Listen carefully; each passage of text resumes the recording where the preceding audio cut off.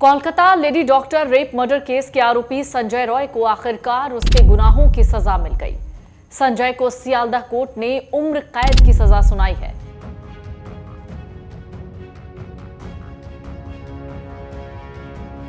पश्चिम बंगाल के Kolkata RG Kar medical college campus में trainee doctor के साथ रेप मर्डर मामले में संजय रॉय को दोषी ठहराया गया। संजय रॉय को उम्र कैद की सजा मिलेगी या फांसी, इस पर संशय था। अब संजय के गुनाहों की सजा कोर्ट ने दे दी है। दरअसल इस मामले की जांच कर रही सीबीआई ने अदालत से दोषी के लिए फांसी की सजा की मांग की थी। संजय उसी घटना का आरोपी है जिसने पूरे देश में गुस्से की आग भड़का दी थी। सवाल उठे थे, क्या लड़कियां कहीं भी सुरक्षित नहीं है? घटना आरजीकर अस्पताल में 9 अगस्त 2024 को घटी। 31 साल की ट्रेनी महिला डॉक्टर के साथ पहले दरिंदगी हुई, फिर उसकी बेरहमी से हत्या। इसको लेकर डॉक्टरों ने देशव्यापी प्रदर्शन किया। सीबीआई ने इस पूरे मामले की जांच की। इस वारदात के 162 दिन के बाद सियालदह कोर्ट ने शनिवार को आदेश दिया और संजय रॉय को दोषी माना था। जब अदालत ने 19 जनवरी को दोषी करार दिया, तब संजय ने जज से कहा था वो दोषी नहीं है, उसे झूठे केस में फंसाया जा रहा है, उसने ऐसा कुछ नहीं किया, उसे छोड़ दिया जाए। वो गले में रुद्राक्ष की माला पहनता है, अगर उसने अपराध किया होता तो रुद्राक्ष की माला टूट जाती। ये बयान संजय के थे। पुलिस ने बीएनएस की धारा 64, 66, 103/1 के तहत आरोपी के खिलाफ मुकदमा दर्ज किया था। पुलिस ने इस मामले में संजय रॉय को गिरफ्तार किया। अब जरा इस पूरी कहानी को समझिए, कैसे संजय रॉय यहां तक पहुंचा। साल 2019 में संजय रॉय ने कोलकाता पुलिस के तहत डिजास्टर मैनेजमेंट ग्रुप के लिए वॉलंटियर के रूप में काम किया और फिर वो वेलफेयर सेल में काम करने लगा। इस बीच कोलकाता पुलिस की 4थी बटालियन से उसे आवास भी मिला, जिससे आरजीकर मेडिकल कॉलेज में उसे नौकरी मिली। अक्सर वो मेडिकल कॉलेज और अस्पताल की पुलिस चौकी पर तैनात रहता। उसके पास सारे विभागों की एक्सेस थी। इस फैसले से जुड़ी कुछ महत्वपूर्ण बातें हैं। फैसले का आधार दरअसल फॉरेंसिक रिपोर्ट थी। अदालत ने फॉरेंसिक रिपोर्ट को सजा का आधार बनाया, जो ये कहता है कि संजय रॉय इस मामले में शामिल था।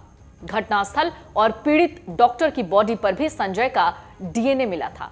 संजय रॉय को भारतीय न्याय संहिता अधिनियम की धारा 64, 66 और 103(1) के तहत दोषी पाया गया है। दरअसल अधिकतम सजा की भी बात कही गई थी। जस्टिस अनिबान दास ने कहा था कि इस मामले में अधिकतम सजा फांसी दी जा सकती है, कम से कम सजा आजीवन कारावास होगी। जब संजय रॉय को दोषी करार दिया गया तो उसने ये कहा था कि उसे केस में फंसाया जा रहा है। तब जस्टिस ने कहा था कि सजा सुनाए जाने से पहले उसे बोलने का मौका मिलेगा। हाईकोर्ट के आदेश पर सीबीआई ने जांच शुरू की थी। 9 अगस्त की घटना के बाद आरजीकर अस्पताल के डॉक्टरों और पीड़ित परिवारों ने मामले की सीबीआई जांच की मांग की, लेकिन मुख्यमंत्री ममता बनर्जी ने जांच के आदेश नहीं दिए। हाईकोर्ट के आदेश के बाद 13 अगस्त को जांच सीबीआई को सौंपी गई। इसके बाद सीबीआई ने नए सिरे से जांच शुरू की। आरोपी संजय रॉय के अलावा मामले में मेडिकल कॉलेज के पूर्व प्रिंसिपल संदीप घोष को भी आरोपी बनाया गया, लेकिन सीबीआई 90 दिन के भीतर घोष के खिलाफ चार्जशीट दायर नहीं कर पाई, जिस वजह से सियालदह कोर्ट ने 13 दिसंबर को घोष को इस मामले में जमानत दे दी। इसके अलावा ताला थाने के पूर्व प्रभारी अभिजीत मंडल को भी चार्जशीट दायर न करने की वजह से जमानत दी गई। इससे पहले सीबीआई ने 25 अगस्त को सेंट्रल फॉरेंसिक टीम की मदद से कोलकाता की प्रेसिडेंसी जेल में संजय का पॉलीग्राफ टेस्ट करवाया था। अधिकारियों ने करीब 3 घंटे उससे सवाल जवाब किए। संजय के अलावा 9 लोगों का भी पॉलीग्राफ टेस्ट हुआ। इसमें आरजीकर के पूर्व principal Sandeep Ghosh, ASI Anoop Dutta, 4 fellow doctor, 1 volunteer और 2 गार्ड्स थे। टास्क फोर्स ने जांच शुरू होने के 6 घंटे के भीतर दोषी संजय को अरेस्ट किया। सीसीटीवी के अलावा पुलिस को सेमिनार हॉल से एक टूटा हुआ ब्लूटूथ ईयरफोन मिला। यही वो ब्लूटूथ ईयरफोन था जो सीधे संजय रॉय के फोन से कनेक्ट हो गया। संजय की जींस और जूतों पर पीड़िता के खून पाए गए। संजय का डीएनए मौके पर मिले सबूतों से मैच हो गया। संजय के शरीर पर जो चोट के 5 निशान थे वो उसे 24 से 48 घंटे के भीतर लगे थे और ये ब्लंट फोर्स इंजरी थी जो पीड़ित से अपने बचाव के दौरान उसको हुई होगी। इसी के जरिए पुलिस संजय को पकड़ने में कामयाब रही। आरजीकर रेप मर्डर केस, जिस पर निचली अदालत के साथ साथ हाईकोर्ट और सुप्रीम कोर्ट में भी ये केस चल रहा है। दरअसल कोलकाता हाईकोर्ट में कई जनहित याचिकाओं के साथ पीड़ित के माता पिता ने भी याचिका दायर की थी। इनमें कोलकाता पुलिस पर अविश्वास जताया गया और सीबीआई की जांच की मांग की गई थी। इस पर कोर्ट ने 13 अगस्त को मामले में सीबीआई जांच के आदेश दिए।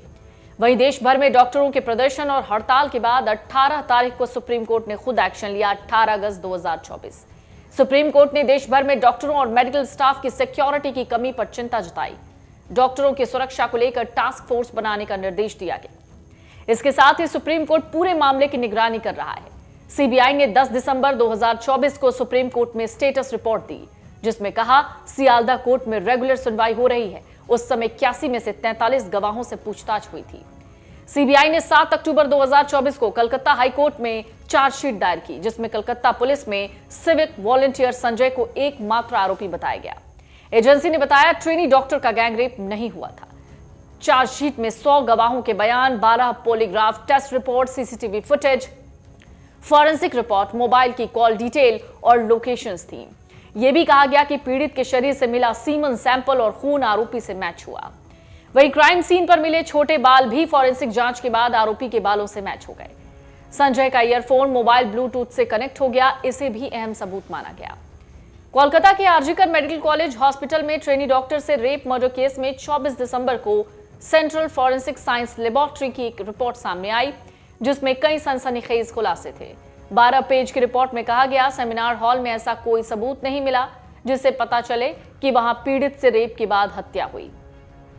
रिपोर्ट के 12वें पेज की आखिरी लाइन में था लिखा हुआ कि जिस जगह ट्रेनी डॉक्टर का शव मिला वहां संघर्ष का कोई सबूत नहीं मिला। जिस गद्दे पर शव था उस पर भी किसी तरीके की हाथापाई के निशान नहीं थे। सीबीआई जांच को लेकर ट्रेनी डॉक्टर के माता पिता ने असंतोष जताया था। उन्होंने मामले की निगरानी कर रहे सुप्रीम कोर्ट और कलकत्ता हाई कोर्ट में भी याचिका दायर की।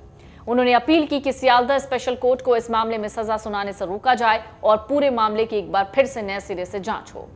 शनिवार को फैसले से पहले पीड़ित के पिता का भी बयान सामने आया। उन्होंने कहा आरोपी की सजा कोर्ट तय करेगा, लेकिन जब तक न्याय नहीं मिल जाता हम अदालत का दरवाजा खटखटाते रहेंगे। और अब संजय रॉय को सजा हो गई है, लेकिन अब इस पर परिवार वालों का क्या कहना है, यानी लेडी डॉक्टर के परिवार वालों का क्या कहना है, वो इससे ज्यादा महत्वपूर्ण है। अमर उजाला जीवांजलि के सारथी की मदद लें और महाकुंभ में स्नान जरूर करें।